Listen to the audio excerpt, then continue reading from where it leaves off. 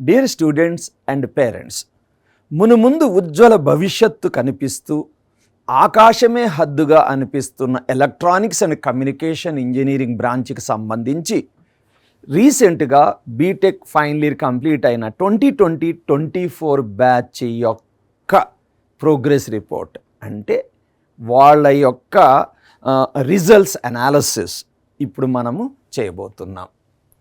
So placements దాదాపు 71 మందికి registered, ఎంతమంది రిజిస్టర్డ్ వాళ్ళలో ఒక 71 మందికి ప్లేస్మెంట్స్ వచ్చినాయి. వీళ్ళలో 7.2 ల్యాక్ ప్యాకేజ్, 4.5 ల్యాక్ ప్యాకేజ్తో పెగా కంపెనీలో కానీ, టెక్ మహీంద్ర కానీ, యాక్సెంచర్ కానీ, సూతర్లాండ్ కానీ, టీసీఎస్, నింజా, సేల్స్ ఫోర్స్ ఇలాంటి వివిధ కంపెనీల్లో 71 మందికి జాబ్స్ వచ్చినాయి. నా దృష్టిలో ఇంత భయంకరమైన రెసెషన్లో ఇవి రీజనబుల్లీ గుడ్ పొజిషన్స్, రైట్.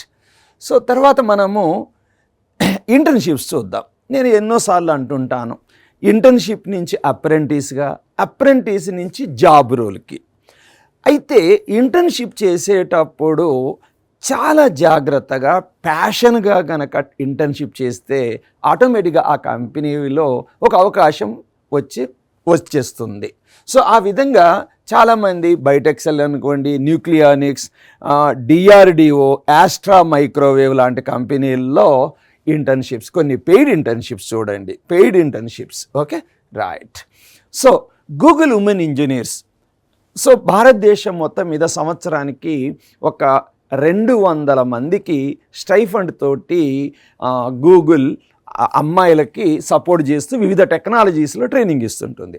అందులో ఈసీకి సంబంధించి ఈ బ్యాచ్ వాళ్ళు, అంటే పాస్డ్ అవుట్ బ్యాచ్లోంచి 3 ఉన్నారు, గీతిక, మనీషా, మానస, ఓకే.